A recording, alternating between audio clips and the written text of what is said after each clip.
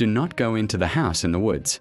You might think it's a simple warning, something out of a campfire story, but I need you to listen. Because what I'm about to tell you is the truth behind one of those stories, and the truth is far worse than any fiction. It starts with a house that looks too perfect. Maybe you're hiking, maybe you're lost, but you see it through the trees. The paint is a brilliant, clean white, the windows gleam, and there's a quaint for sale sign by the door. It feels like an invitation, a rescue. It's not. It's a lure, like the glowing light of an anglerfish in the deep, dark sea. A man named Elias found this house. He was tired, looking for shelter. As he stepped inside, the front door clicked shut behind him. The hallway seemed normal at first, lined with polished, translucent portraits of what he assumed were previous tenants.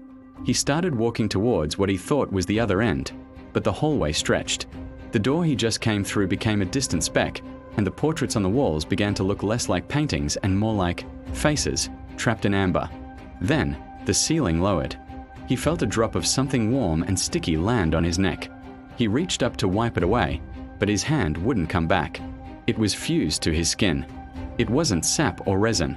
It was a hungry, synthetic nerve agent that began to dissolve him from the outside in, turning his own blood to glass. He tried to scream, but the house itself seemed to breathe into his lungs, silencing him. That's when the floorboards exploded upwards. Shapes burst out, things that were once human. A writhing mound of limbs and sharpened bones that had once been Arthur, Sarah, and something they called the lamp. They didn't use knives. They used their own resin-coated finger bones to unzip him, peeling him open while his heart was still beating. They didn't just kill Elias, they processed him. They were building. The house needed new materials. They held him down and used their own bodies like industrial tools. They stripped the muscle from his bones for insulation. They carefully harvested his nervous system, those long, white threads of his spine, and wove them through the walls like new fiber optic cables, carrying signals of pain and fear.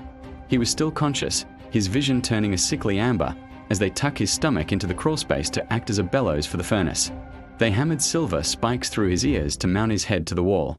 Elias became the new thermostat, forever feeling the chill. You see, the house is alive. It's a giant, stationary predator that needs to feed. That brilliant white paint on the outside? It needs a constant supply of fresh calcium from bone to stay so bright. The sturdy iron pipes? They need iron from blood to keep from rusting away. The house doesn't just sit there.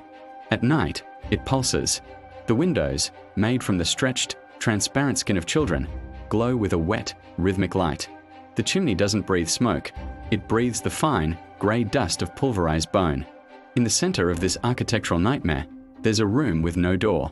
Inside is a single chair, a throne built from the fused bodies of hikers who came before Elias. It has 1,000 eyes, all blinking in unison. And in that chair sits the mother, the very first victim, now just a pulsating mass of grey meat. She is pregnant, but she's not birthing a child.